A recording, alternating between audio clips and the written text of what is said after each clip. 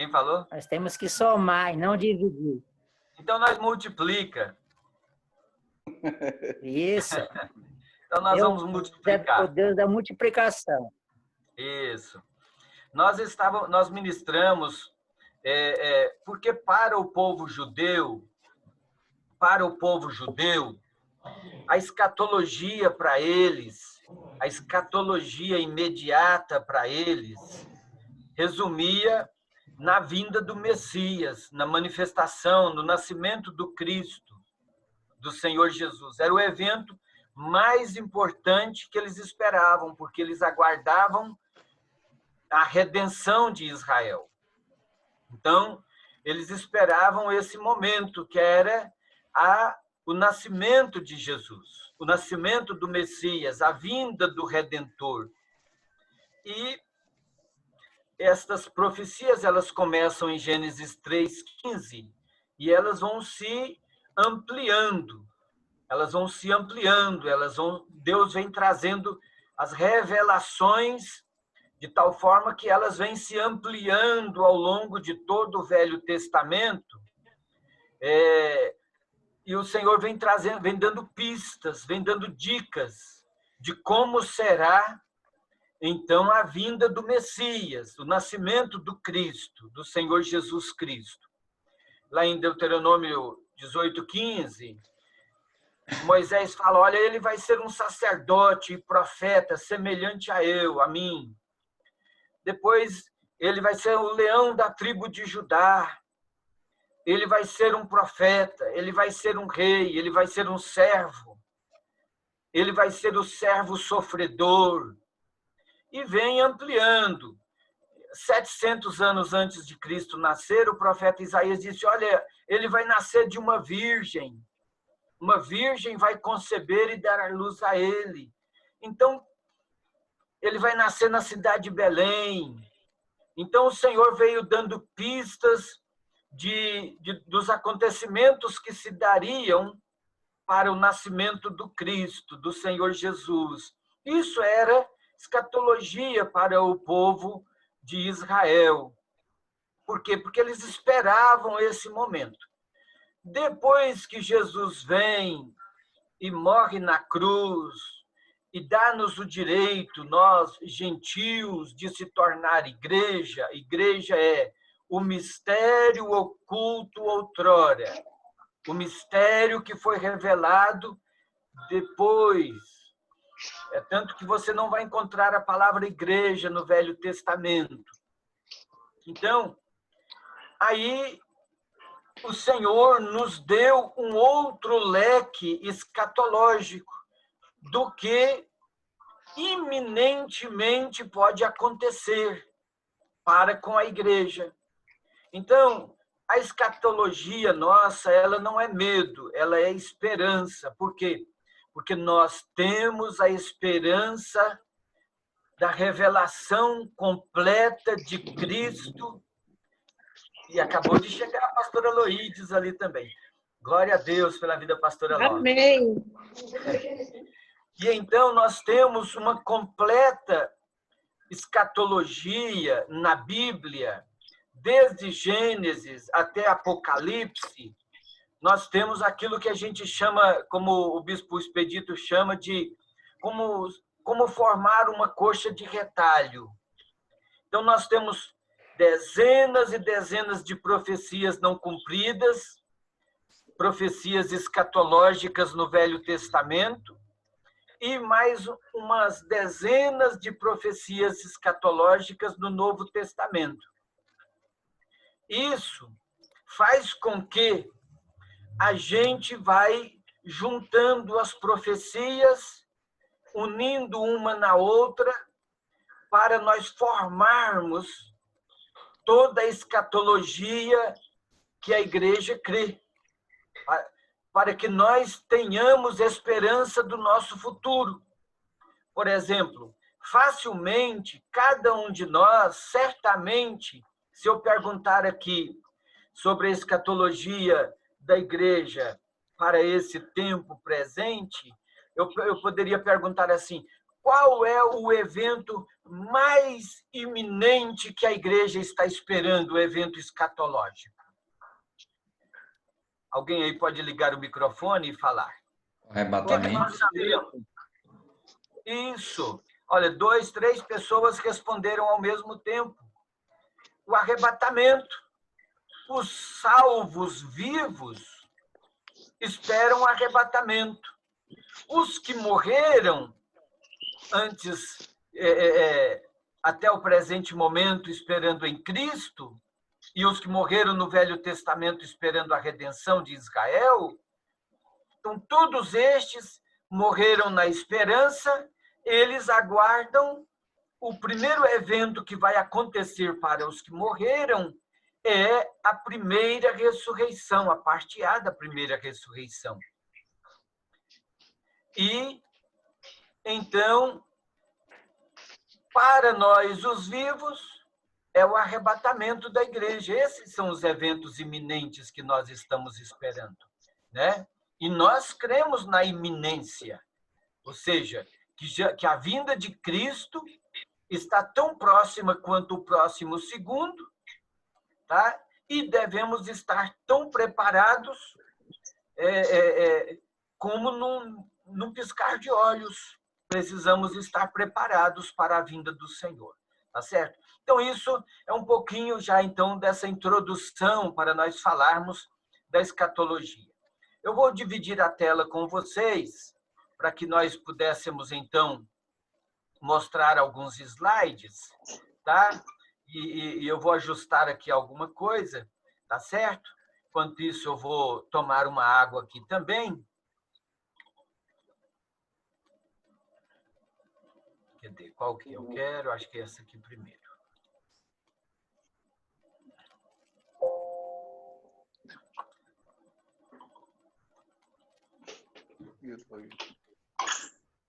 Pronto. Aí está. Deixa eu ver se eu coloco alguma coisa aqui mais... Melhorar aqui. Eu vou colocar aqui mais em cima. Ok. O chat aqui está ótimo. Deixa eu mudar aqui a posição do meu vídeo.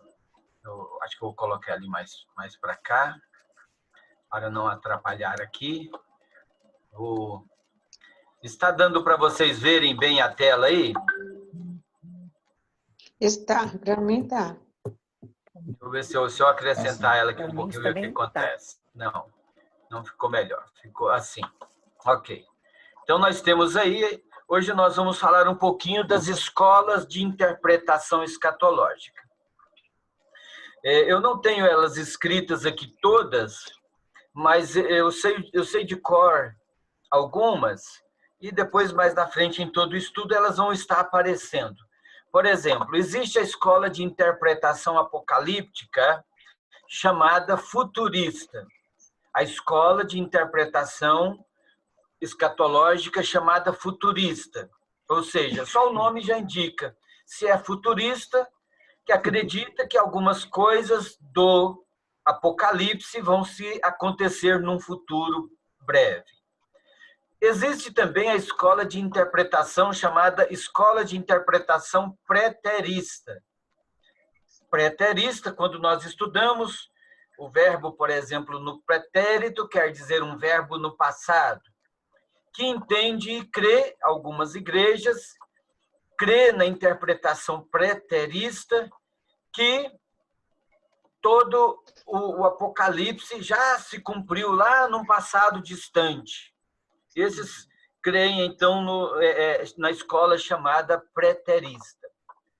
Outros creem na escola chamada histórica, que acredita que o que está escrito ali foi apenas atos históricos. E assim, tem outras escolas de interpretação. Apareceu uma outra escola de interpretação bem recente, cerca de menos de 15 anos para cá, que chama futurista parcial e preterista parcial. Esta escola interpreta que os eventos futuros descritos que entendemos como escatológicos, principalmente o evento do sermão de Mateus 24, que é um dos sermões mais escatológicos de Jesus. Eles creem, essa nova escola crê na interpretação futurista parcial e também coloca dentro do mesmo capítulo de Mateus 24 a interpretação de preterista parcial. Para isso, eles pegam o assunto de Jesus em Mateus 23, a partir do versículo 21, quando Jesus está censurando os escribas e fariseus,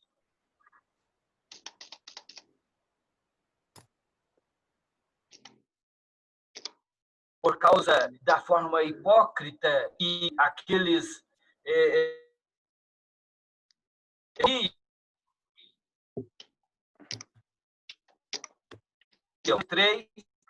coloca dentro do diálogo de Jesus no capítulo 24, quando Jesus está sentado no Monte das Oliveiras, os discípulos perguntam para ele quando suscitarão ou quando acontecerão estas coisas.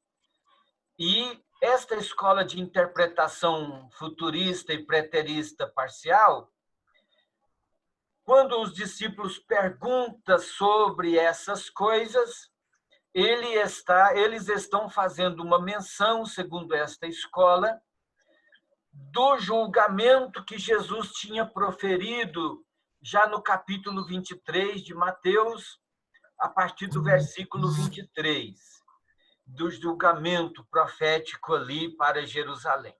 Então, eles conseguem dividir esta pergunta de Mateus 23, de Mateus 24, em 3 perguntas, não apenas uma pergunta só.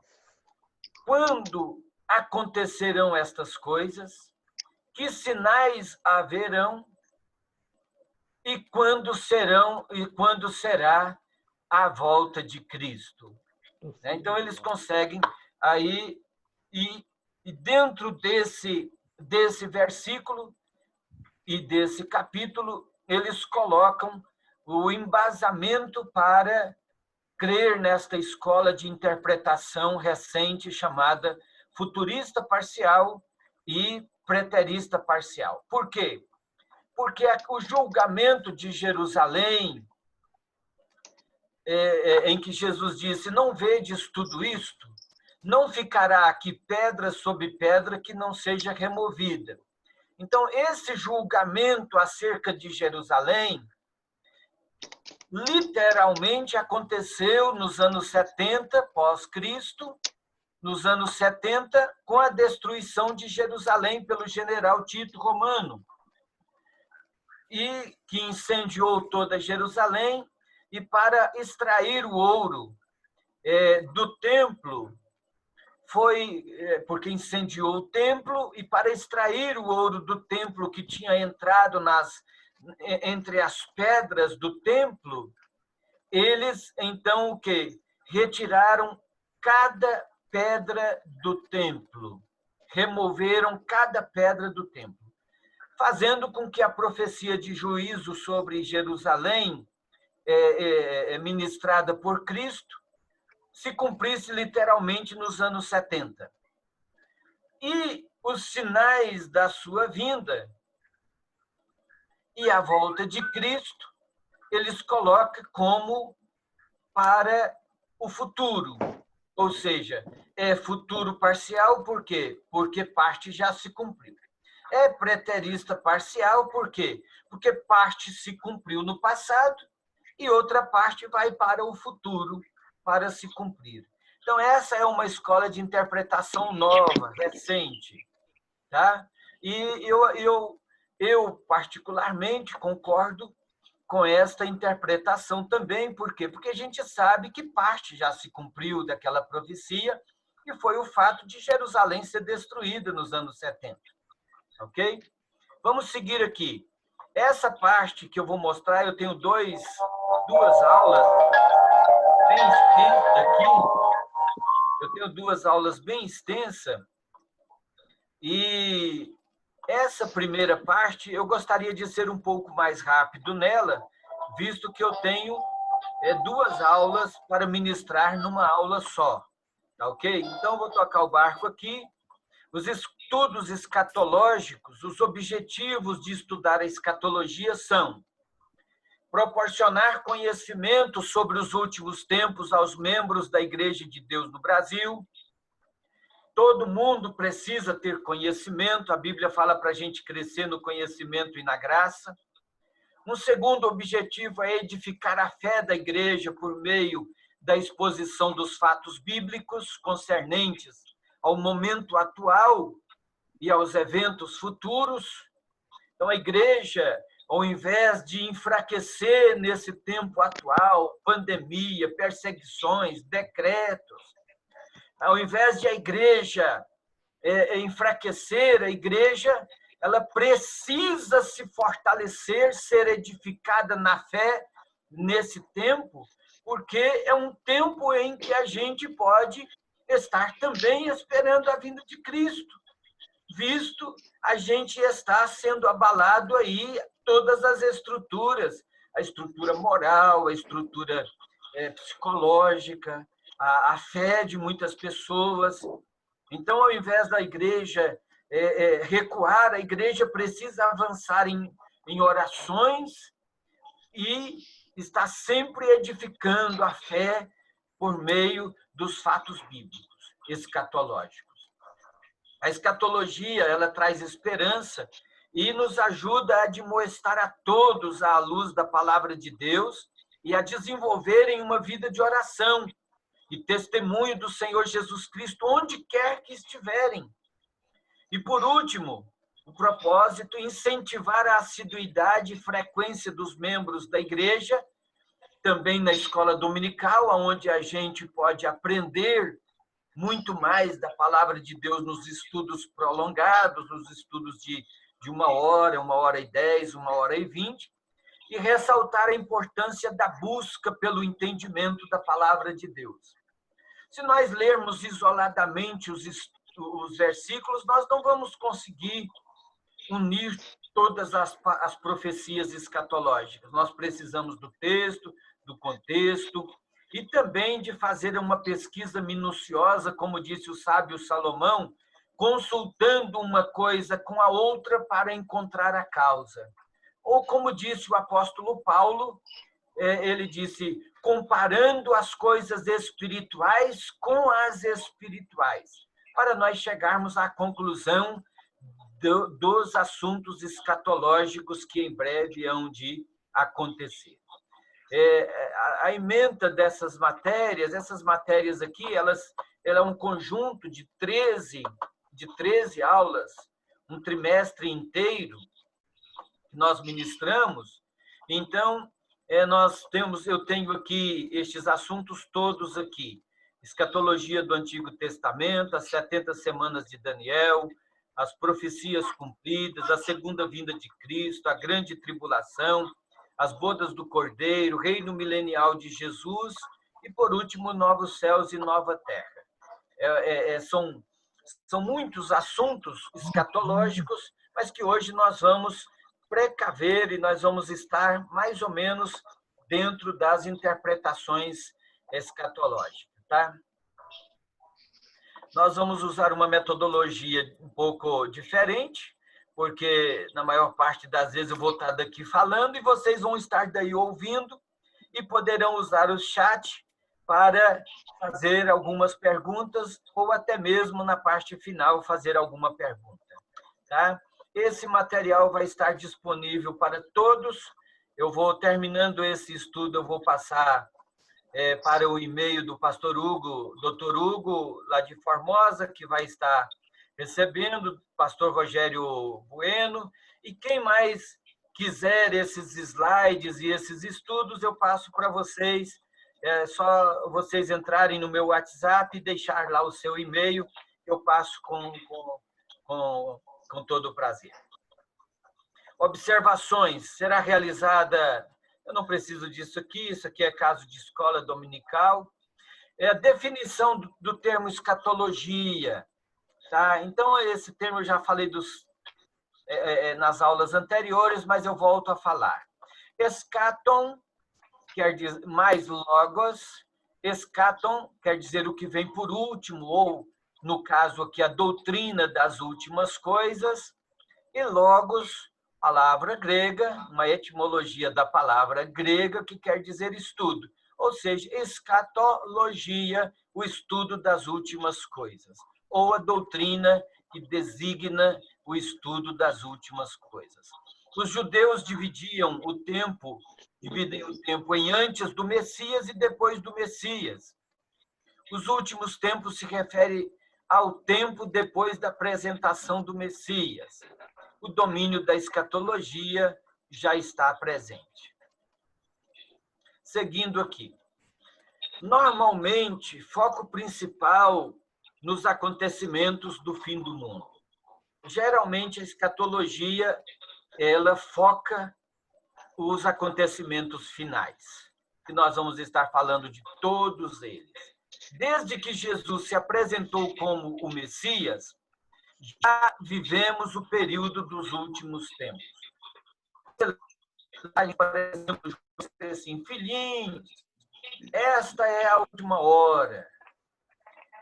Essa chamada última hora, ela já entrou desde a morte de Cristo, é o último tempo, até hoje.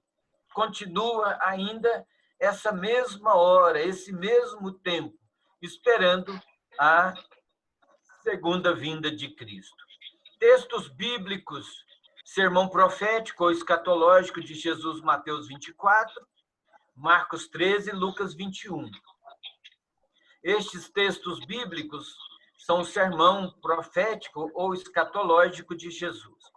Em Marcos 13, o sermão escatológico que Jesus anuncia a destruição do templo, primeiro versículo ao 4, o princípio de dores, do 5 ao 13, a grande tribulação, do 14 ao 23, e a segunda vinda de Cristo, de Mateus 24 e 27, e advertências gerais. Aqui, nesse gráfico, nós temos um gráfico, nesse gráfico aqui, a gente colocou poucas informações. Se você entrar no Google ou no YouTube, tem um gráfico bem completo, mostrando cada detalhe dessa linha do tempo aqui. Vamos observar essa setinha aqui como a linha do tempo.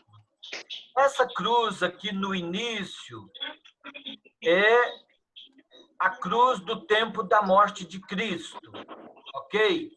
Cristo morreu aqui. Então, nós vamos estar falando nesta aula não desse passado aqui, dessa linha do tempo, da morte de Cristo anterior, não. Mas da morte de Cristo para frente, tá? Que trata-se, então, da nossa escatologia, da escatologia presente. Qual o evento que aconteceu no ano 70, depois da morte de Cristo? Alguém pode ligar o microfone e me responde. A destruição do templo de Jerusalém. Perfeito. Nós tivemos aí 2 ou 3 respostas ao mesmo tempo. General Tito Romano destrói o templo em Jerusalém. Isto foi muito importante para o avanço do evangelho, visto que a igreja ela estava muito entre 4 paredes, ela estava muito presa, amando muito aquele tempo de evangelismo em Jerusalém. Tá? Aqui aconteceu a destruição de Jerusalém. Esse risquinho aqui nós vamos colocar como a marca que vai começar o período da grande tribulação. Ou seja, daqui, da cruz, até esse risquinho aqui, nós vamos entender esse tempo aqui, na linha do tempo, como o tempo da graça, ou dispensação da graça. Tá? Esse risco aqui, poderíamos fazer uma setinha subindo, seria o arrebatamento da igreja. Esse período pequeno aqui, até essa seta descendo, seria o período da grande tribulação. Aqui em cima, na parte superior, será as bodas do Cordeiro. Esta seta indica a manifestação de Cristo. Veja, Cristo vai descer para buscar o seu povo até os ares, aqui para o acontecimento do arrebatamento. A igreja sobe. Depois, a Bíblia divide esse tempo numa segunda vinda, que ele pisa no Monte das Oliveiras, como está escrito em Zacarias 14:4 e também 1 Tessalonicenses 4:14. Então, ele volta novamente 7 anos depois, esse período aqui é 7 anos literal. Então, Cristo vem para destruir o inimigo e estabelecer o seu reino milenial, que está aqui para frente, e o juízo final ainda está aqui para frente. Então, esse risquinho aqui representa o arrebatamento da igreja, que é o iminente evento que a igreja espera. Tá? Seguimos aqui. A vinda do Senhor. A vinda do Senhor, relação com a igreja, Israel e as nações. Só existe 2 povos, segundo o Novo Testamento. Só existe 2 povos, que é a igreja, que é formada pelos israelitas convertidos e as nações convertidas. Então, esses 2 povos, Israel, os judeus que se convertem, formam a igreja, e os gentios, que são as nações, quando se convertem, passam a formar a igreja. E também Israel, o Israel não convertido, ele continua sendo Israel. Em relação à igreja, constante expectação e esperança. A igreja, ela tem essa constante expectação e esperança. Alguém poderia ligar o microfone e, de repente, levantar a mão, que eu estou falando muito, se precisar fazer alguma pergunta. Mas o objetivo aqui é correr com esses slides para nós chegarmos também no próximo depois. Que aqui é só uma parte, depois ainda tem algo mais explicado ainda. E a constante expectação e esperança da igreja é o arrebatamento da igreja, transformar os crentes vivos.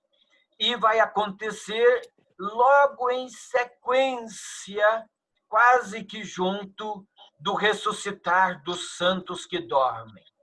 Esse assunto aqui está muito claro nestas passagens bíblicas aqui, ó, tá? De 1 Coríntios 15, o capítulo 15 de 1 Coríntios é o capítulo da ressurreição.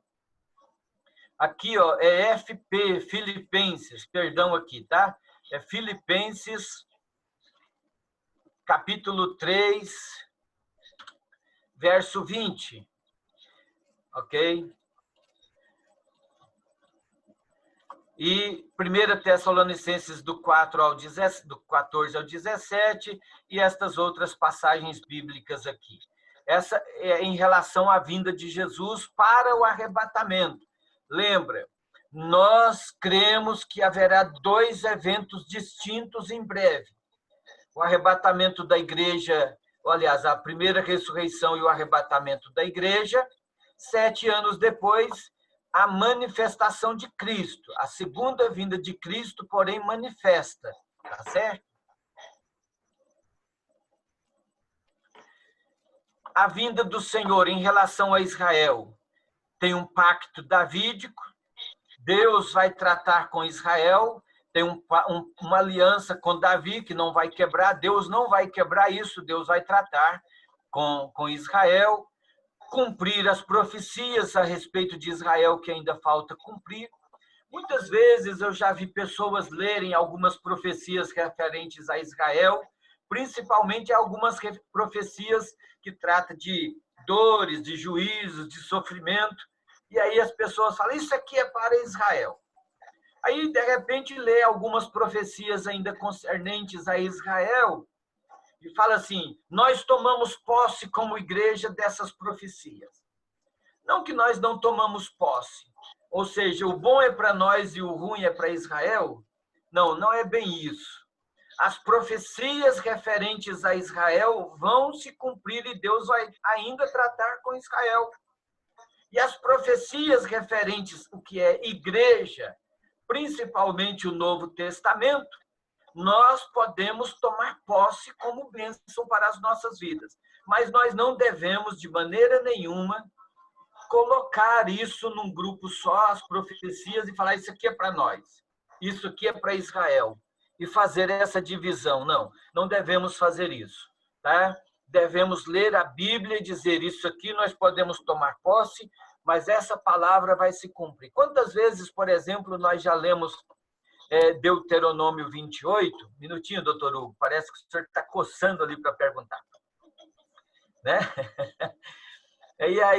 E a gente toma posse de todas aquelas bênçãos de Deuteronômio 28.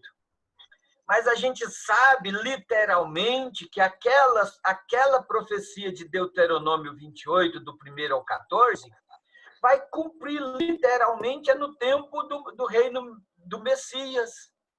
Tá? Literalmente, aquilo ali nunca cumpriu literalmente. Elas vão cumprir literalmente no reino milenial de Cristo.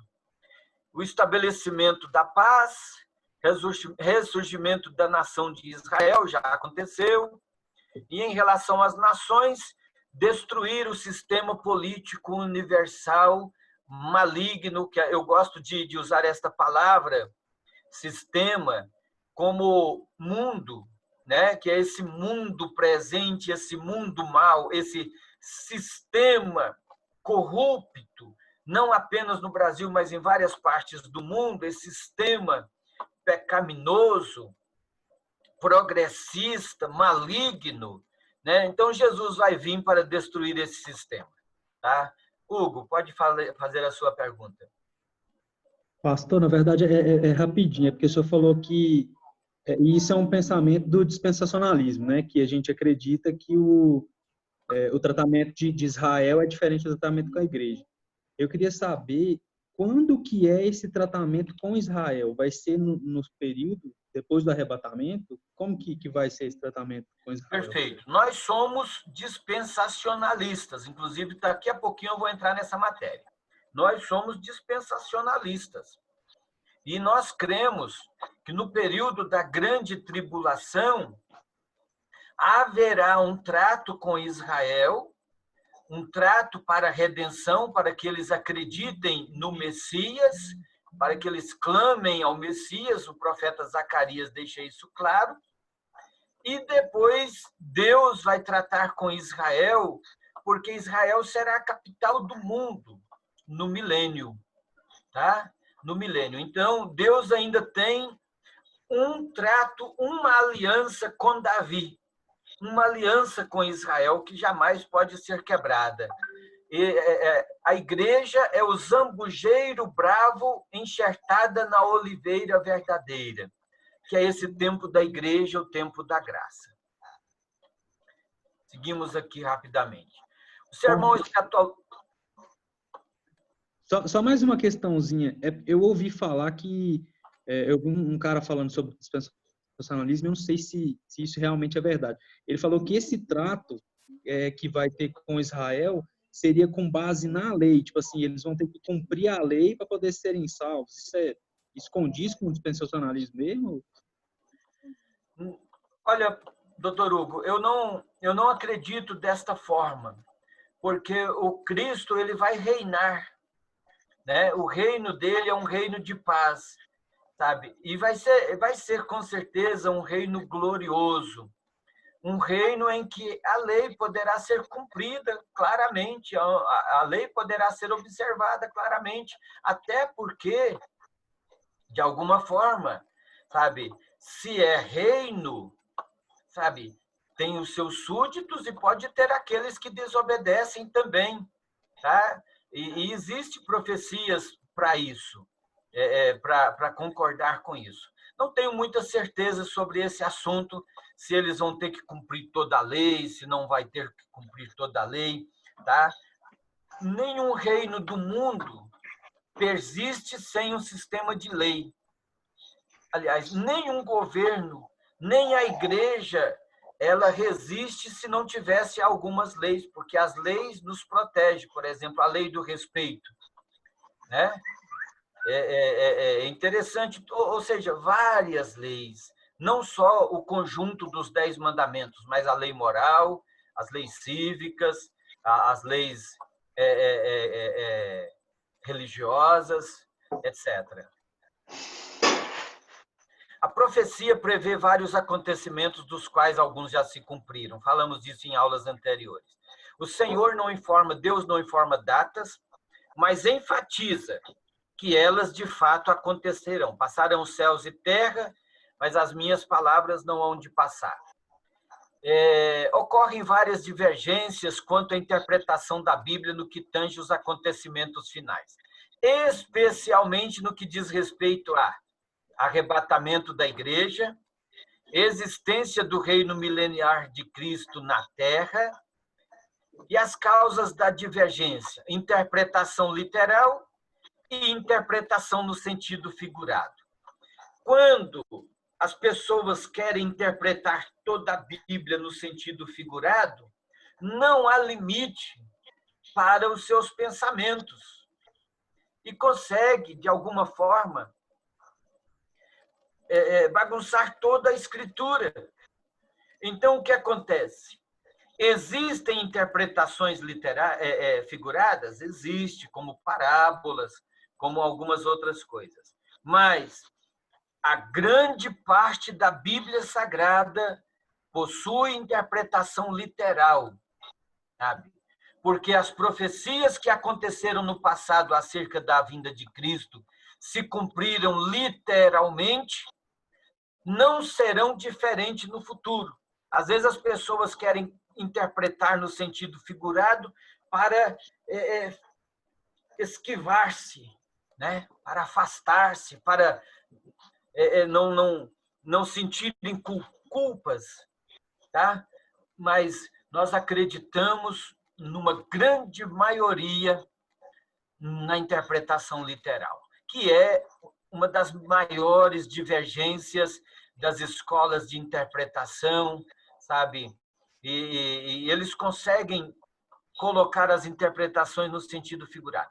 Resultado disto é que o tempo vai passando e não precisamos fazer nenhum malabarismo para fazer a palavra de Deus cumprir. Por exemplo, eu vou explicar um malabarismo. O número 666, por exemplo. Nós já vimos tantos malabarismos do número 666, dizia João Paulo II era a besta. Por quê? Porque o número do João Paulo II, Johannes Paulo II, no latim, pegando as letras e colocando numa interpretação dos números romanos para os números ordinais, daria a soma de 666.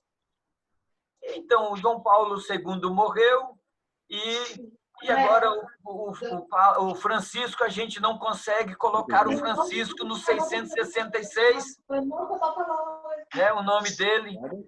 Ou seja, para o cumprimento desta profecia, nós não precisamos fazer malabarismo, ela vai acontecer e pronto.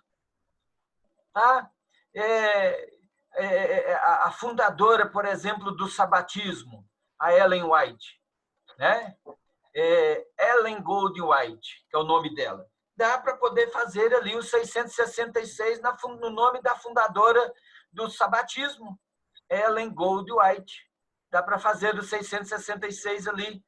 Então, a gente não precisa fazer malabarismo. Esses dias a gente viu os 666 no Corona, né? Corona com 666, tá certo? Então, não precisa. Vai se cumprir. Literalmente, as profecias se cumpriram no Velho Testamento acerca de Cristo. O teatro da vinda de Cristo foi literalmente profetizado e cumpriu. não será diferente para com o arrebatamento da igreja.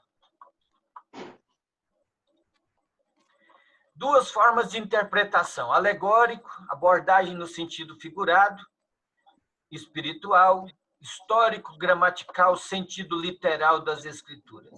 Eu gosto muito do sentido literal das Escrituras, sabe? Lógico, resguardo, porque existe parábolas, existe figuras de linguagem dentro da Bíblia, as mais diversas. Todo estudante de teologia já estudou sobre as várias figuras de linguagem dentro da Bíblia, e elas existem, né? Elas existem lá, mas Cristo vai voltar. Método alegórico requer ou admite uma interpretação moral ou figurada, parábolas, filho pródigo, Salmo 80.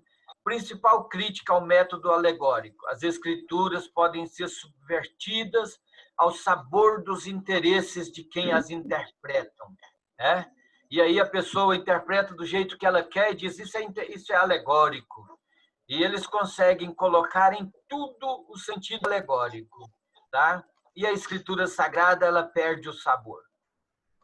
Método literal: dá a cada palavra o mesmo sentido básico, e ainda mais, o método literal, ele busca o primeiro sentido dentro de uma exegese completa da palavra.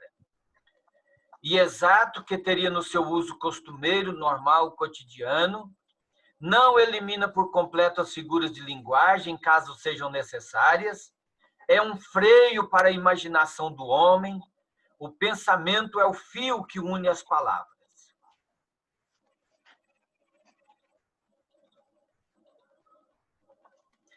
Importante fator no entendimento das profecias escatológicas é o conhecimento das alianças e dispensações. Aqui a gente vai começar a entrar nesse assunto. Aliança é uma disposição soberana de Deus, onde ele estabelece um contrato com o homem, que pode ser irrestrito, Deus concede em sua graça as bênçãos, ou condicional, a concessão de bênçãos depende do cumprimento de condições. Por exemplo, há algumas promessas do Senhor para as nossas vidas, de bênçãos, pode ser condicionais, algumas podem ser condicionais ao fato de a gente obedecer a palavra do Senhor e ser bendito e ser abençoado. Outras promessas não dependem das condições, não é condicional, porque Deus vai cumprir elas, querendo ou não. As pessoas podem crer ou não, Jesus vai voltar. Se as pessoas, eu não creio no arrebatamento, não vai fazer diferença, Jesus vai arrebatar a igreja. Entende? Então, tem algumas profecias e algumas das alianças que Deus fez que não vai mudar se o homem crê ou não, vai acontecer.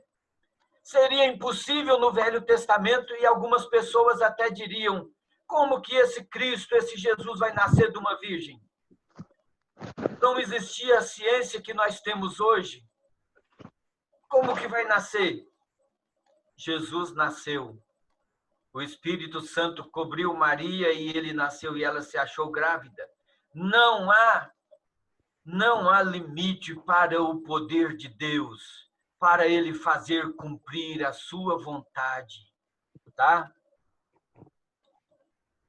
A natureza das alianças literais, as eternas, estas aqui e outras, as incondicionais, estabelecidas com o povo pactual, Israel, e as 8 alianças. Está aqui, as 8 alianças. A primeira, a aliança edêmica, lá do Éden. Deus concede ao homem plena inteligência, intuição, capacidade administrativa e possui 7 elementos dentro da aliança do Éden. Encher a terra de uma nova ordem, subjugar a terra ao propósito humano, ter domínio sobre a criação, comer dos frutos sem restrição, zelar pelo jardim, abster-se de comer da árvore da ciência do bem e do mal e a penalidade pela desobediência. Isso estava imputo na aliança de Deus com Adão lá no Éden. Todas estas características aqui. Aliança adâmica. Aliança adâmica, não sei se está dando para vocês verem direitinho aí. Romanos 8, 21. Determina a vida do homem caído. Elementos da aliança adâmica. A serpente, instrumento de Satanás amaldiçoada. A primeira promessa de um redentor de Gênesis 3, 15 e 16 quanto à mulher. A terra amaldiçoada por causa do homem. Lembrando que essas maldições em Cristo, a grande maior parte delas, a maioria foram quebradas. Inevitável cansaço da vida. O leve trabalho do Éden substituído pelo trabalho laborioso e a morte física. Tá? Vamos seguir aqui, tem algumas coisas importantes. A aliança noélica que Deus fez com Noé, em Gênesis 9, 1, 17. Elementos. Confirmação da relação do homem com a terra, confirmação da ordem da natureza, estabelecimento do governo do homem, garantia de que a terra não sofreria outro dilúvio, a descendência de Cão seria escrava, relação espiritual entre Deus e Sem, raças provenientes de Jafé povoariam o restante da terra. Então, são elementos da aliança noélica. Da aliança com Abraão, a aliança abraâmica, começa em Gênesis 12, de 1 e 3, e é confirmada em Gênesis 13, 14 a 17, 15, 4, 5, 17 e 18. E os elementos são promessa a Abraão, da aliança de Deus com Abraão, far-te-ei uma grande nação, abençoar-te-ei, engrandecerei o teu nome, tu serás uma bênção, abençoarei os que te abençoarem, amaldiçoarei os que te amaldiçoarem, e em ti serão benditas todas as famílias da terra. Estes são elementos de bênçãos na aliança de Deus com Abraão. A aliança da lei, a aliança mosaica foi dada a Israel em 3 momentos, em 3 divisões. Os mandamentos, a expressão da vontade de Deus, os juízos, governos da sociedade de Israel, da vida social de Israel, e as ordenanças, governando a vida religiosa. Esses 3 elementos, essas 3 divisões da ordem são muito importantes, não apenas uma, as 3. Dentro da escatologia, a aliança da Palestina, Deuteronômio 28, 1 a 30, verso 10, revela a felicidade que acompanharia uma vida de obediência através das alianças. Condições: ouvir atentamente a voz de Deus. Condição: observar e fazer andando nos caminhos do Senhor. Não se desviar de nenhuma das palavras. Uma vida tranquila, uma família abundante. Bom êxito nos trabalhos manuais. Honra entre as nações vizinhas, vitória nas guerras. Circuncisão do coração. Aliança com Davi. Israel deixou de lado o seu sacerdócio e passou a ser igual às nações demais. Israel pediu um rei, o Senhor deu e tirou este rei. Davi foi escolhido para ser o rei e o Senhor fez uma aliança com ele. Desta aliança surgiu o Messias, a aliança de caráter eterno que Deus tem com Israel está aqui em 2 Samuel 7,16. A aliança eterna, também denominada de nova aliança, entrou em vigor com a morte de Cristo e é prometida em Jeremias 31, 31 a 34. Segue aqui as dispensações agora. As dispensações é um período de tempo em tempo em que o homem é experimentado em relação à obediência a uma revelação da vontade permissiva ou diretiva de Deus. E aqui tem as 7 dispensações. Muito interessante esse estudo. A da inocência. Por que é chamado da inocência, dispensação da inocência? é aquele tempo em que, vou mostrar aqui, ó, em que Adão fica lá no Jardim do Éden com Eva, e que a gente não sabe se esse tempo foi de 10 anos, 20 anos, 100 anos, 1 milhão de anos, 200 milhões de anos, 200 mil anos. Esse tempo a gente não sabe, não temos como, de forma bíblica, trazer esse tempo. Quando os cientistas falam de isso tem milhares de anos, através do carbono 14, etc., a gente pode voltar aqui e dizer foi do tempo da inocência, né? O tempo da consciência, a aliança da consciência, depois do governo humano, da promessa, da lei, da graça. Nós estamos vivendo aqui a sexta disposição, a disposição da graça, e no milênio vai acontecer a dispensação do reino. Definição. Vem do grego economia e significa direção ou manejo dos afazeres, dos empreendimentos da vida. Ou dispenseiro, mordomo, administrador. Nestas passagens aqui, nós somos dispenseiros da graça de Cristo. A dispensação como sentido probatório de Deus em relação ao homem, Colossenses 1, 25. Pastor, Fala. o senhor fez esse estudo acompanhando aquele mapa, o plano divino através dos tempos?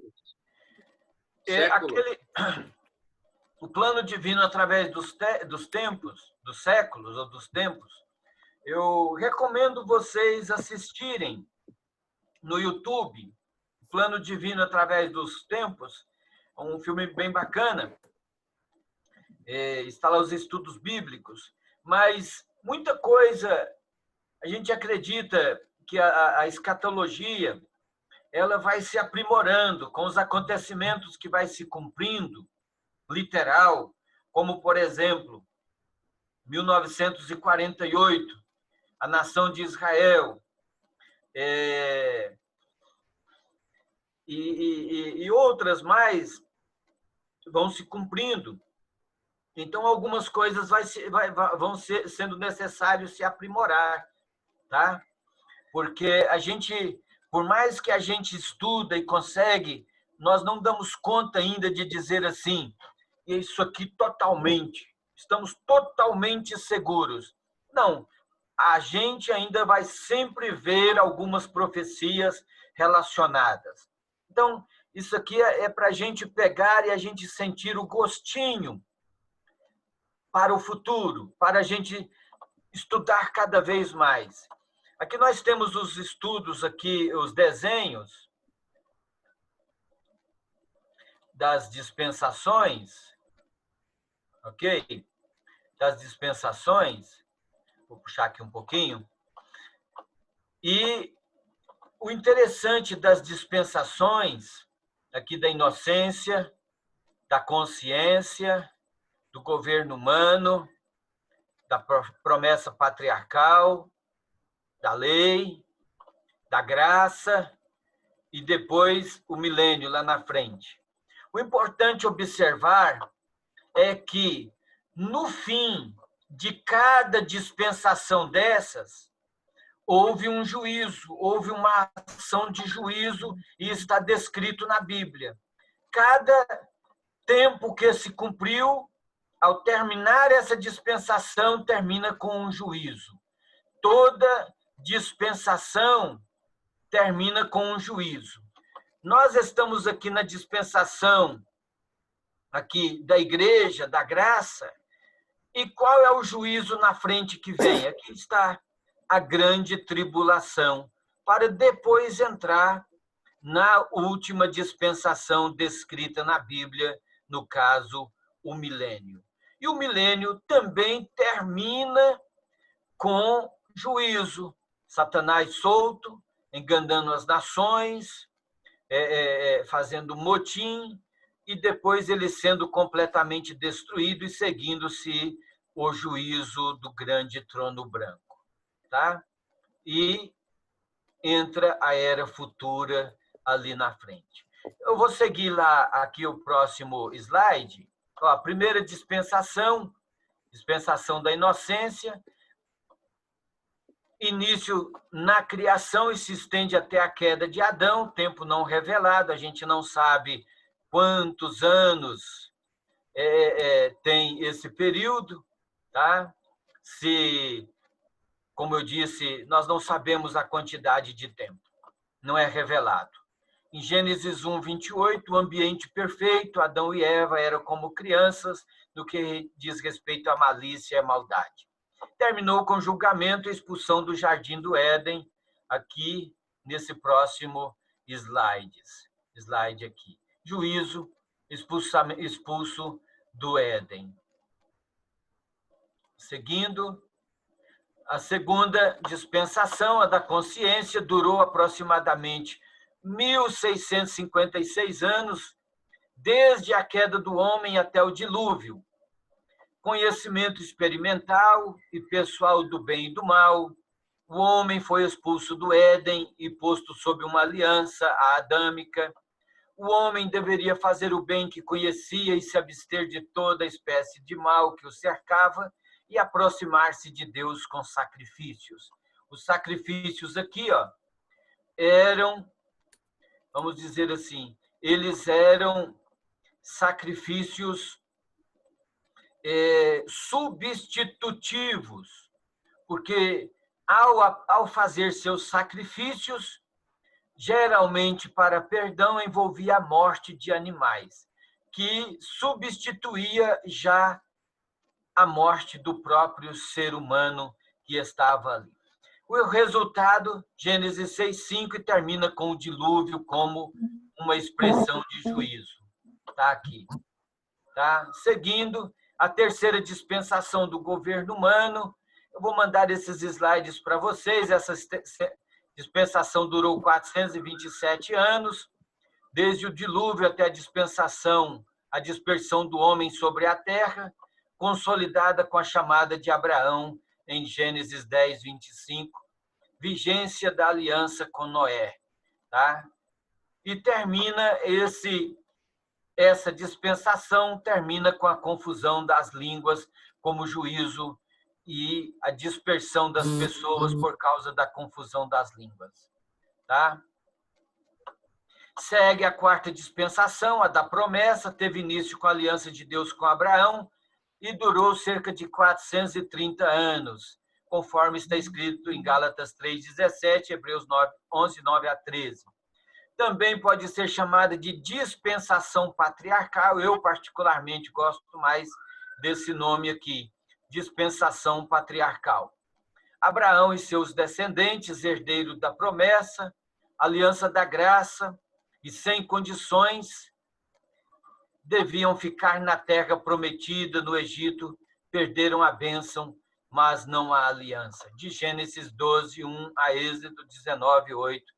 É exclusivamente israelita.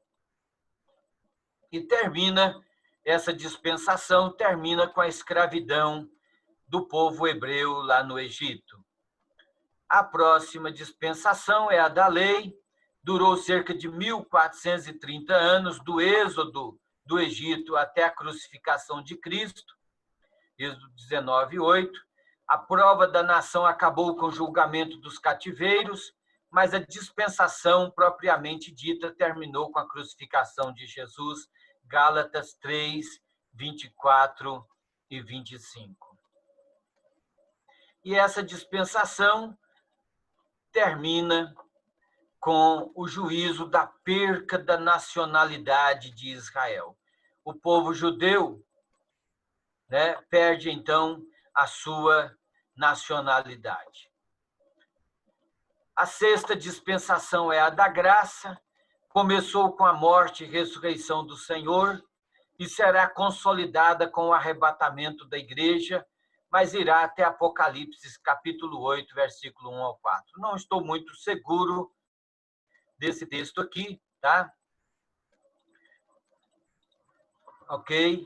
Eu gosto de terminar aqui. Eu sei que até o capítulo 4 de Apocalipse eu estou seguro, não muito, aqui até a frente, tá? Como parte da igreja, desse tempo da escatologia. Essa parte aqui ela é muito mais para os pós-milenistas. A nova aliança com Cristo como mediador, Hebreus 8:6 a seguir, e a graça não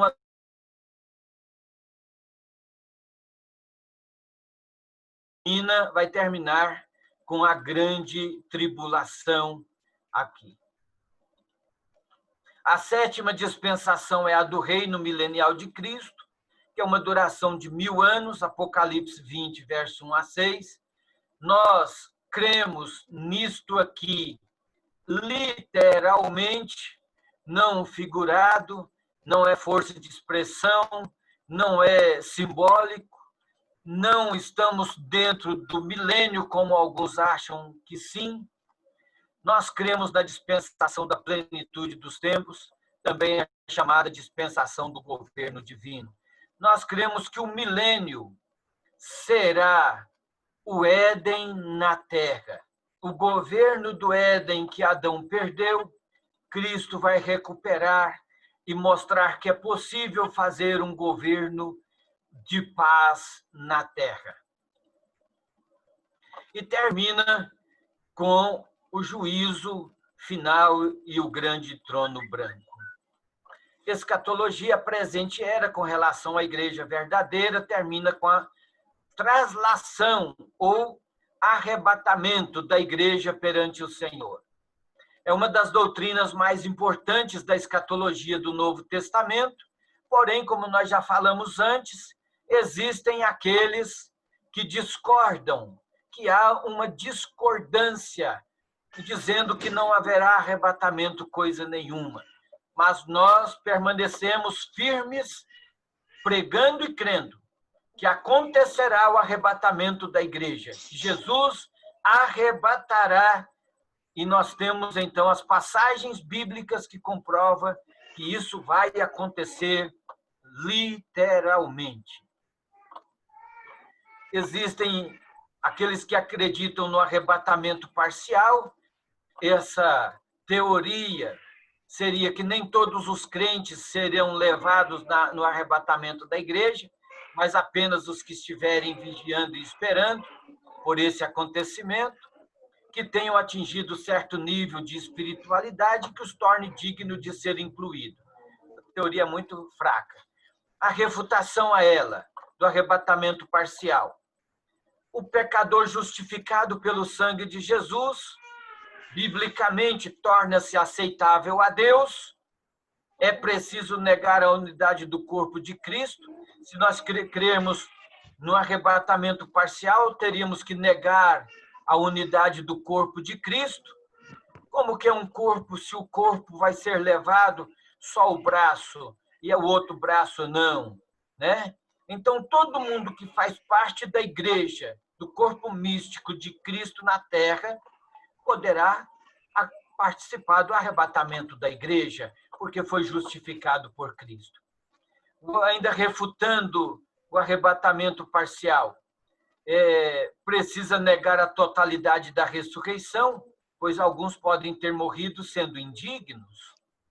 Confunde-se o ensino sobre galardões e confunde a distinção entre lei e graça.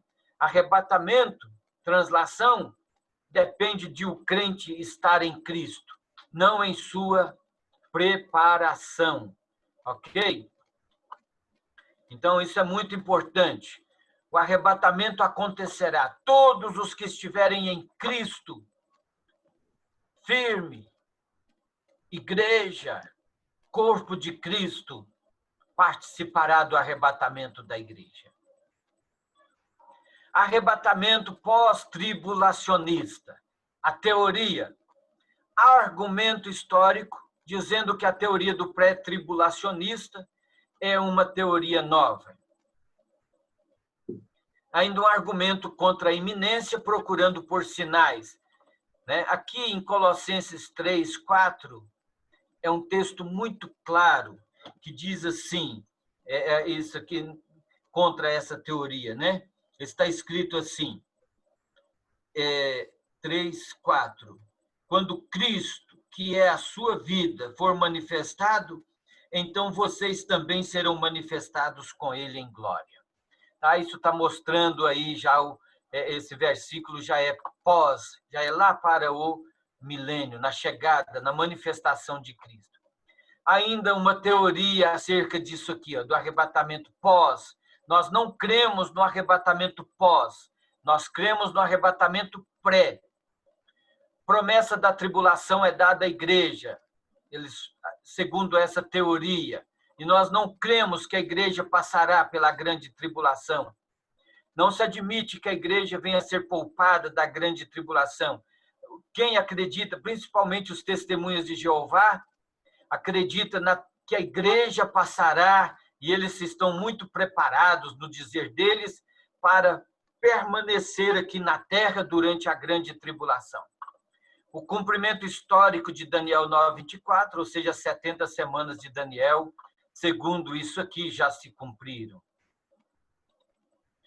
Há arrebatamento pré-tribulacionista, que é a nossa crença da Igreja de Deus. Teoria: a igreja, o corpo de Cristo em seu todo, será, por ressurreição e por arrebatamento, transferência, translação, retirada da terra, antes de começar qualquer parte da 70ª semana de Daniel, que é um assunto que a gente poderia ter aqui 1 ou 2 aulas só para falar sobre esse assunto, que é muito gostoso de se falar, as 70 semanas de Daniel.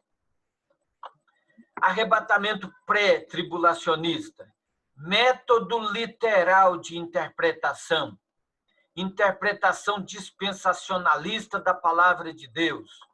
A igreja, o mistério não revelado no Antigo Testamento e Israel são 2 grupos distintos. Arrebatamento pré-tribulacionista. Aqui está nas coisas que nós cremos, a natureza da 70ª semana, julgamento, indignação, castigo, hora do julgamento, hora de angústia, destruição, trevas. Tá? Isso é para a tribulação, grande tribulação.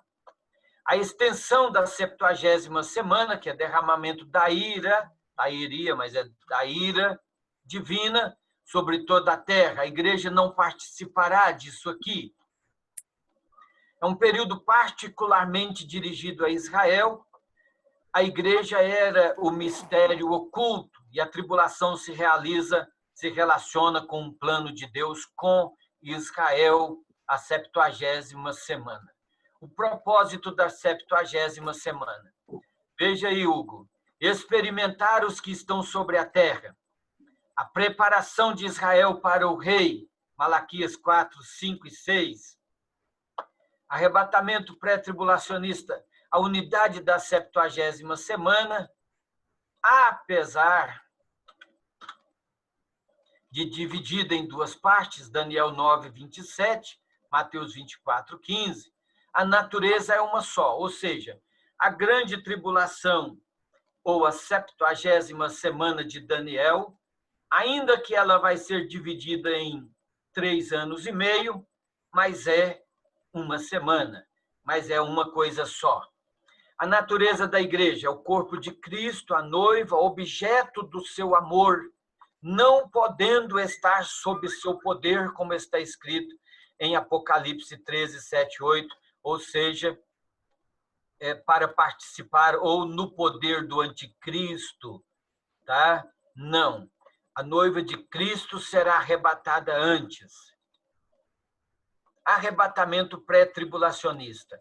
A igreja como um mistério, a distinção entre Israel e a igreja.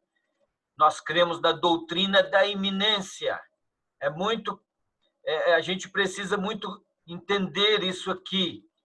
Na iminência vinda de Cristo. Isso faz com que cada crente esteja preparado. E a obra do detentor, de 2 Tessalonicenses capítulo 2, que a gente entende como a obra do Espírito Santo, presente no tempo da igreja, não permitindo, enquanto a igreja estiver na terra, a manifestação visível do anticristo. Isso está muito claro aqui em 2 Tessalonicenses 2 a seguir, seria 2.2 a seguir, tá? Que certamente mostra a igreja presente. Enquanto a igreja estiver presente, o Espírito Santo com a igreja na terra, o anticristo não pode manifestar.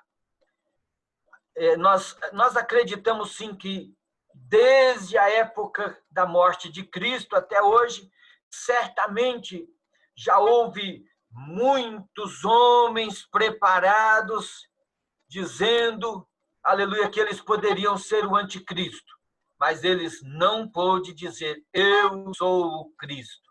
Eles não puderam, porque enquanto a igreja estiver presente, enquanto a igreja não for em 1 Tessalonicenses, aliás, em 2 Tessalonicenses, nesse mesmo capítulo, ele fala, não mova facilmente da vossa maneira de pensar. Não mova. Permaneça firme no vosso modo de pensar acerca do arrebatamento pré-tribulacionista. A necessidade de um intervalo, o tribunal de Cristo, que eu já ministrei sobre essa matéria, que acontecerá enquanto estiver acontecendo a grande tribulação na terra, no céu estará acontecendo as bodas do Cordeiro e o tribunal de Cristo.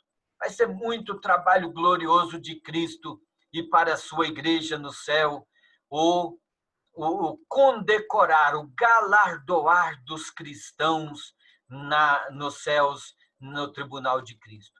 Embora a Bíblia use esta palavra tribunal, e muitos crentes coloca ela como se fosse no sentido de um tribunal de juízo condenatório ou de absolvição, mas esta palavra no original, bema, em grego, quer dizer um púlpito, uma plataforma onde o vencedor é condecorado, é galardoado. Tá? Então, esse bema de Cristo vai ser um momento glorioso. Enquanto na terra estará acontecendo a grande tribulação, nos céus vai estar acontecendo o tribunal de Cristo e a noiva de Cristo sendo condecorada aqui. Tá? E aí tem as passagens quanto a isso. A apresentação da igreja a Cristo, Efésios 5:27, a igreja gloriosa, sem mácula, sem ruga, as bodas do Cordeiro, de Apocalipse 19, 7 a 9. Aqui nós temos um gráfico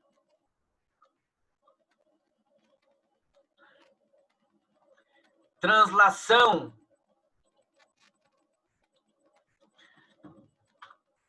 o mesmo que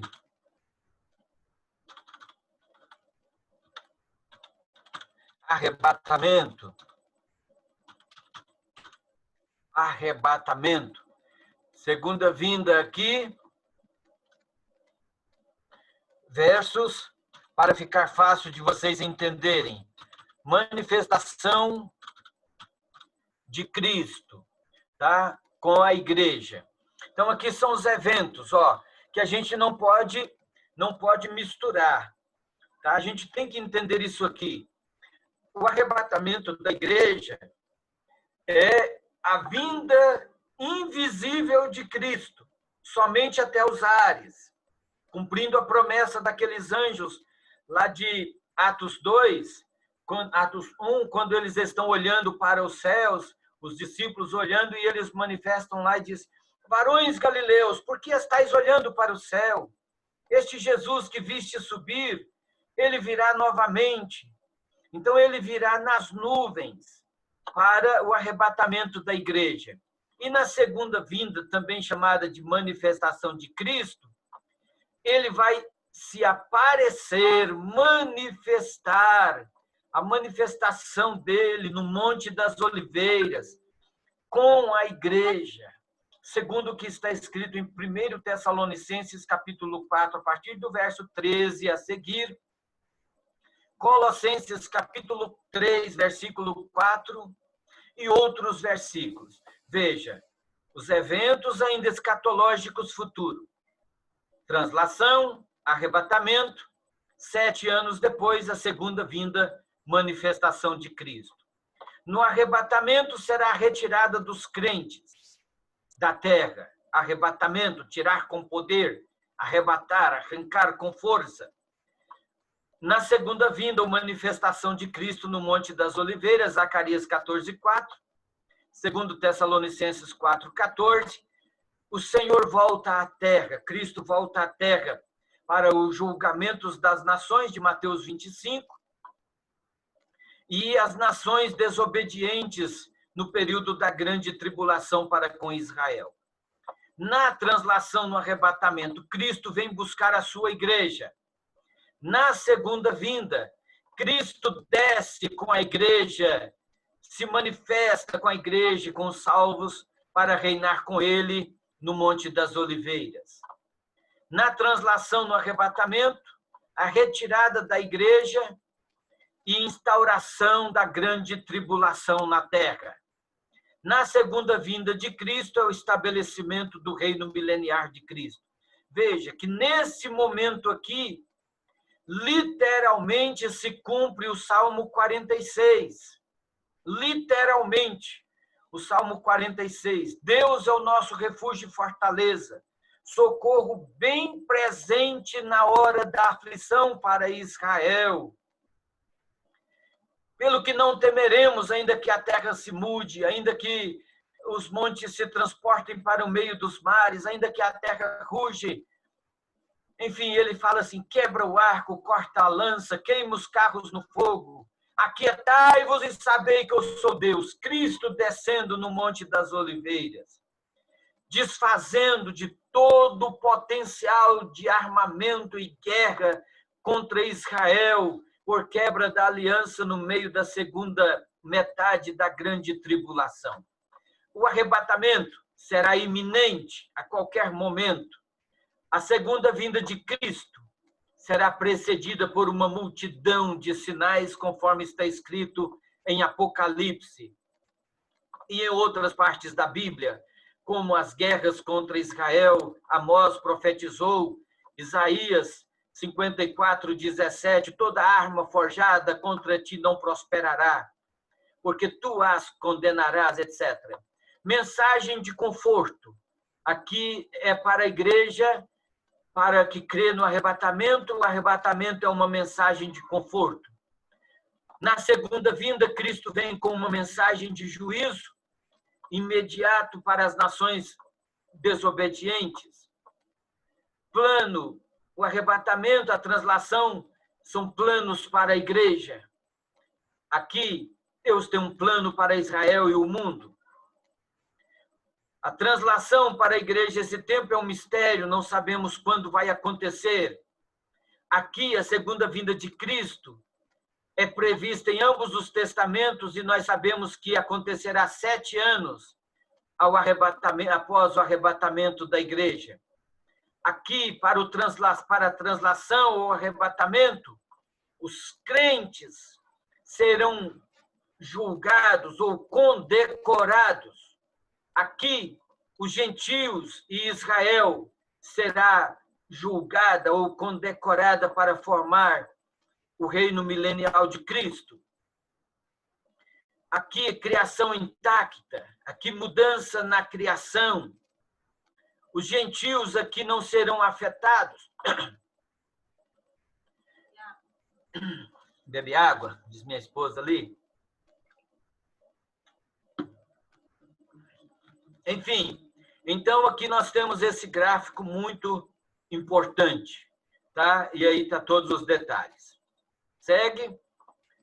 Outras correntes escatológicas, o principal assunto debatido é o milênio. O ponto de discussão é a interpretação do livro do Apocalipse, que tem várias escolas de interpretação apocalíptica, como eu já disse aqui, futurista, preterista, histórica, enfim. São 4 as divisões escatológicas. O pré-milenismo histórico, pré-milenismo dispensacionalista que é o que a Igreja de Deus está segura e crê, tá? Pós-milenismo e amilenismo. Caminhando, pré-milenismo histórico, a segunda vinda de Cristo será um evento único, após o período de tribulação ou grande tribulação. Na segunda vinda de Cristo, os justos serão ressuscitados e os salvos transformados. Neste momento, o anticristo será julgado e Satanás será preso. E Cristo reinará durante 1000 anos literais. Grande bênção, paz e prosperidade. Tá? Então, na segunda vinda de Cristo, vamos dividir isso aqui. A segunda vinda de Cristo, tá, será um evento único após o período da grande tribulação. Isso no pré-milenismo histórico, ok? Eles acreditam assim. Dentro ainda do pré-milenismo histórico, acredita que, ao final, Satanás será solto por um curto período de tempo. Nós também cremos nisso, isso é bíblico.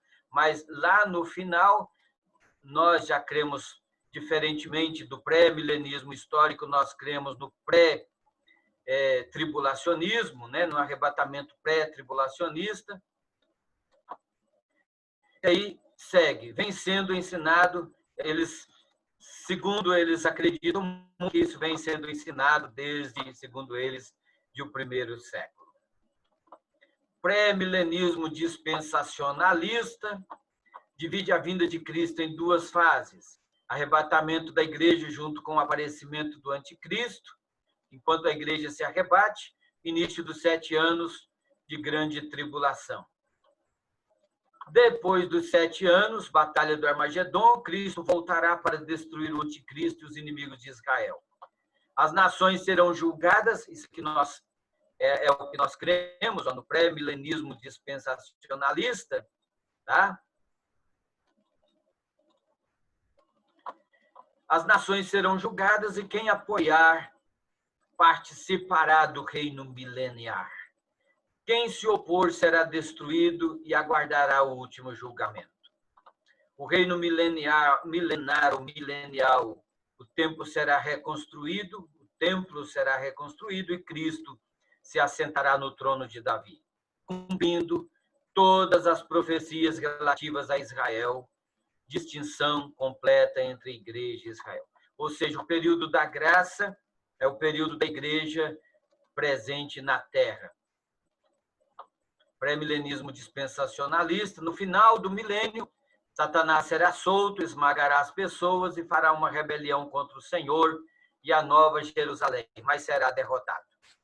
O dispensacionalismo, ou pré-milenismo dispensacionalista, é a corrente mais complexa e surgiu em meados do século XIX. Dispensacionalismo progressivo, a igreja é parte integral desse plano e a vinda do Senhor em um único evento.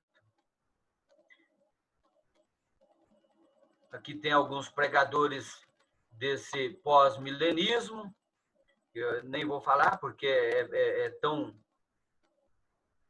O amilenismo significa sem milênio, eles não acreditam no milênio, embora não negar o milênio. Defende que o milênio descrito em Apocalipse 20 se refere a um período entre a primeira e a segunda vinda de Jesus. No caso, como se a gente estivesse vivendo ele. Ou os 1000 anos são simbólicos apenas. Estamos terminando essa parte aqui, dentro do amilenismo, e eu vou passar esse material para quem quiser, tá? Ok? Deixa eu voltar aqui. Uau! Muito bem, deixa eu ver aqui o chat. Pergunta aqui da Michele. Bispo, a igreja vai participar do reino milenar? Claro que vamos, mas de forma gloriosa, não de forma humana, carnal, como estamos aqui. Tá? A igreja do presente vai ser ressuscitada e voltará para reinar com Cristo, voltará na manifestação de Cristo. Está escrito em Colossenses 3:4.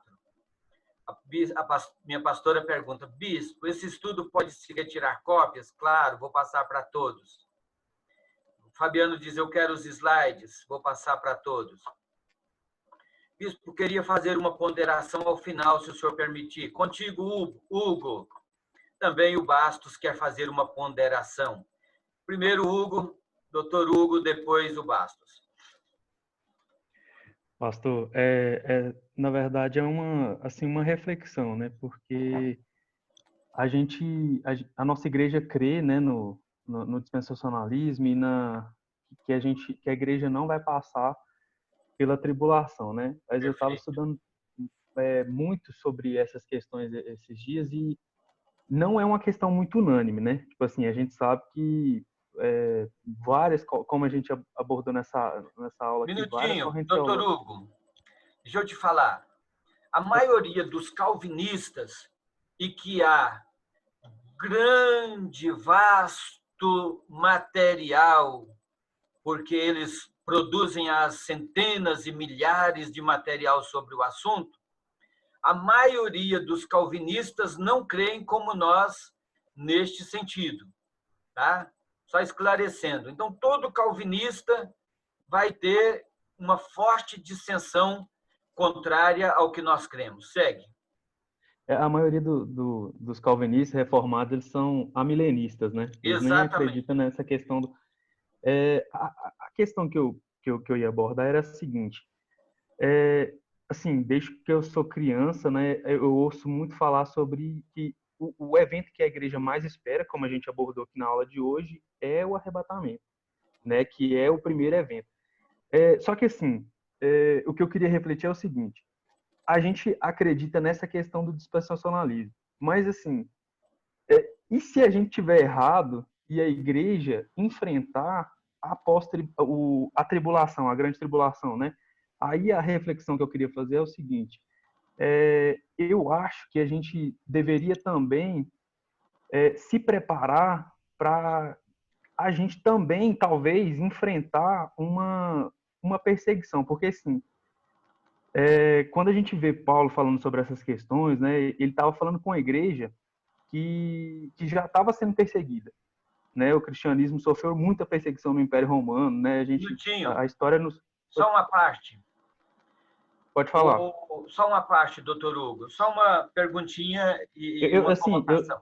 Eu não tô fazendo debate não, viu, pastor? É só uma reflexão mesmo, porque eu Uhum. acredito nessas questões. Mas eu vou fazer uma pergunta para os pastores machos, homens. Você gostaria de que a sua esposa, a sua noiva, fosse atribulada, atormentada, fosse massacrada pelo seu maior inimigo? Não precisam me responder, né? Certamente que não, certamente que não. Esse tempo que nós vivemos, chamado de reino da graça, tempo da graça, não seria tanto graça se nós tivéssemos que pagar pela dor, né? Então, assim, isso é muito claro. Então, a noiva de Cristo, a noiva que ele escolheu, sabe? Essa noiva que a gente pode chamar de cega, de zaroia, de manca, de inválida, de tantas coisas, sabe? Mas aos olhos dele, ela é perfeita. No amor dele, ela é perfeita, tá? E Deus vê essa noiva perfeita. O bispo Fabiano coloca ali, essa igreja, essa noiva sonolenta, aos olhos de Deus é perfeita, em Cristo, tá? Então, eu amo a escatologia deusiana, porque eu acredito piamente, sabe, que a igreja não passará pela grande tribulação. Bastos, você. Paz do Senhor, bispo, paz do Senhor a todos. Na verdade, não era nenhuma ponderação. Eu coloquei, eu também, era para colocar acompanhando o bispo Fabiano, que eu gostaria de ter os slides. Mas já que o senhor me deu a oportunidade, eu vou falar rapidamente, vou ponderar rapidamente. É muito importante, interessante esse tema, bispo, porque quando se fala, né, em escatologia, para muita gente é um bicho-papão, é algo que ainda mete medo em muita gente.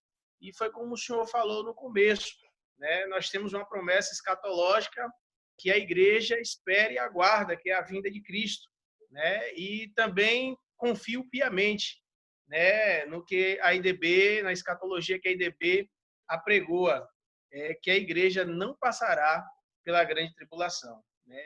Então, só ponderar aí rapidamente, mas era para falar sobre os slides, muito interessante. Viu? Obrigado, bispo.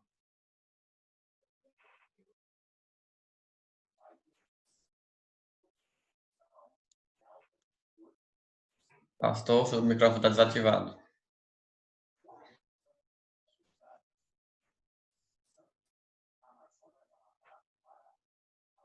Seu microfone está fechado, bispo Cleverly. Obrigado. Glória a Deus. Na verdade, é uma sequência de 13 lições que nós ministramos lá na Escola Bíblica Dominical, e então eu tenho isso guardado. É um material muito rico, muito bacana, que a gente preparou especialmente para a Escola Dominical, né? E serviu nessa hora aqui para poder a gente ministrar. Eu tenho aqui, rapidamente, eu vou só compartilhar com vocês uma outra tela, 2 minutinhos só. Onde que está aqui? Deixa eu ver aqui.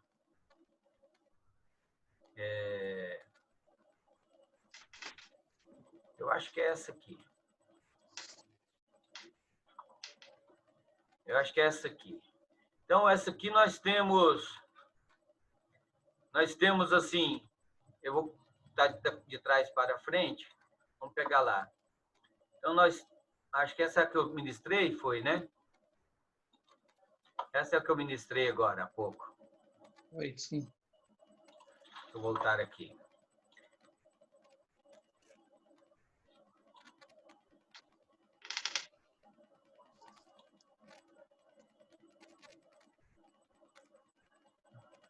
Essa aqui.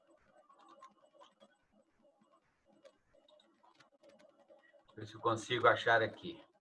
Ok.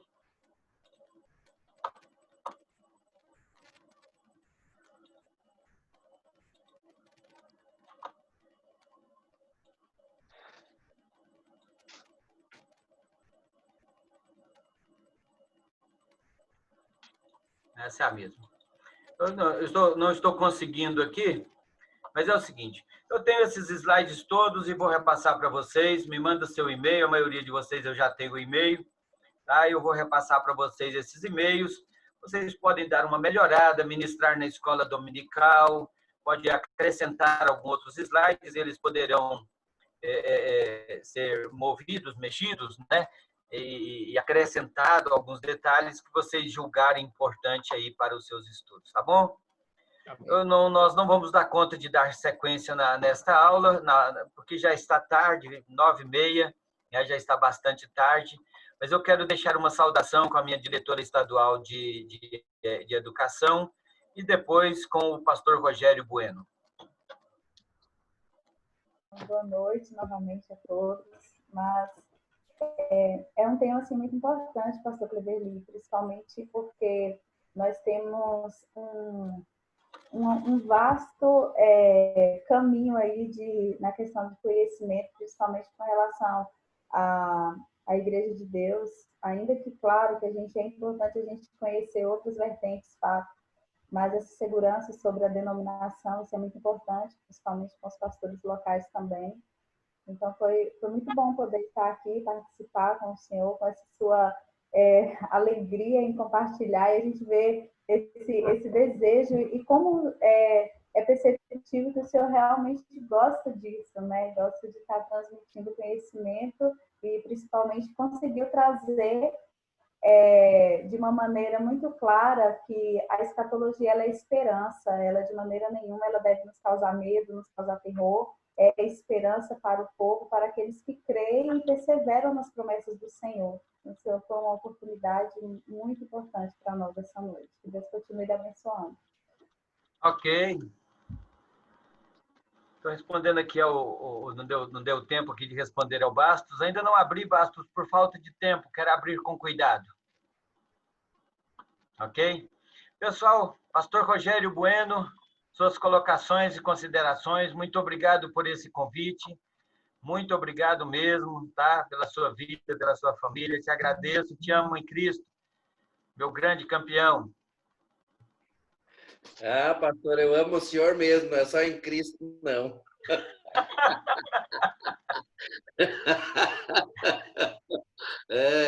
Eu amo em Cristo, amo o senhor como pessoa. Eu estou muito feliz, eu sou grato ao senhor por o senhor ter aceitado ministrar essas aulas para nós. Também agradeço ao senhor por ter convidado os outros pastores e irmãos e líderes da Igreja de Deus, que se ainda não são, futuramente com certeza serão, né, para estar participando dessa aula, que realmente ela nos traz esperança e um desejo de estudar mais, investigar mais, porque tem questões que elas deixam, nas entrelinhas, deixam algumas coisas a ser estudado, né, pastor? Não buscando nas linhas de estudo humano, né? Tem que orar e pedir para Deus revelar, porque, que nem o senhor falou no começo, né? Não com essas palavras, mas o ser humano ele vai levar a escatologia para o lado que vai puxar a brasa para o assado dele. E a escatologia bíblica, ela é uma linha é uma linha de Deus para os homens se encaixarem nela e chegarem à salvação. Então aí depende de como que a gente vai querer interpretar o que Deus deixou escrito, as profecias que ficaram escritas. Mas eu sou grato ao Senhor, sou grato a todos os meus irmãos que estiveram juntamente conosco, os irmãos da Igreja de Deus, Jardim Triângulo, que se esforçaram e participaram dessas 3 aulas. E eu quero dizer para o senhor que, com certeza, nós vamos utilizar esse material, pastor. Muito obrigado, pastor Cleverly. Ok, maravilha. Doutor Hugo, suas considerações. Eu só tenho a agradecer mesmo, Bispo Cleverly, porque eu falo sempre que o senhor é responsável por um despertamento espiritual na minha vida. Na época que o senhor esteve aqui em Formosa, né? Que eu sempre falo isso para todo mundo, que a proposta do senhor de trazer o Cibim aqui mudou a minha vida. Eu falo que eu me converti tem uns 3 anos, em que pese eu ser evangélico desde os 8 anos de idade. Então, é isso. Obrigado pelos ensinamentos do senhor, sempre essa disposição em ensinar. A gente é muito grato, aprendemos muito com o senhor. A gente sente muita falta, né, do senhor aqui, mas sabemos que o senhor está fazendo o que o senhor sempre fez aqui, né, que é servir o corpo de Cristo, e a gente fica muito feliz com isso. Pastor! Muito obrigado pelas suas palavras, doutor Hugo. Pastor! Sinceras, conheço o senhor, sua família, te agradeço. Sim, pastor Bueno. Aí é mestre, viu, pastor? Ah, com certeza, com certeza. Esse é um dos profundos investigadores da Bíblia. Esse é um grande professor, conheço a peça. Esse aí não deixa por menos, né? Sabe, é um bereano, como disse a palavra, é um bereano puro. Né? Justamente.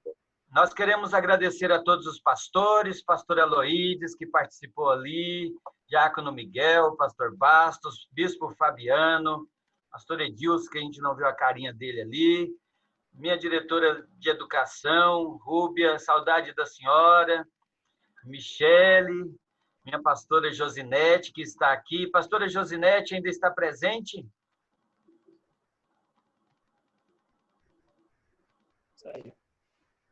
Glória a Deus. Colocou um joinha ali. Maravilha. Deus abençoe a senhora, minha pastora. Deus abençoe o pastor Eliazar, presente ali. Vamos fazer uma oração final e, em seguida, eu já quero, antes de sair daqui, eu já quero compartilhar esses slides com vocês, com os e-mails de vocês, ok? Vamos fazer uma oração com o pastor Eliazar. Pastor Eliazar, ora fazendo essa parte final, por favor. Glória a Deus, aleluia. Graças a Deus, estudo maravilhoso. Vamos agradecer a Deus por este momento. Maravilhoso Deus, nesta noite, nós queremos agradecer ao Senhor. Muito obrigado, Deus, por esta oportunidade, por este momento, ó Deus, de comunhão, de estudo bíblico da Tua Palavra. Deus, onde nós, Senhor, aprendemos bastante aqui, meu Deus, e eu quero agradecer ao Senhor por tudo. Agradecer ao Senhor por todos os pastores, meu Deus, que aqui estão presentes, por todos que estão aí, ó Pai. Ó Deus, amado Pai, interessados, meu Deus, em aprender um pouquinho mais acerca da Tua palavra. Deus, dai-nos cada dia mais sabedoria, ó Deus, e venha nos abençoar com toda sorte, meu Pai, de bênção, Senhor, que possamos cada dia mais conhecer, ó Deus, e nos aproximarmos cada vez mais do Senhor. Fica conosco, nós te agradecemos por esta noite. Em nome de Jesus. Amém. Amém. Glória a Deus. Amém. Muito obrigado a todos. Que Deus abençoe. Pastor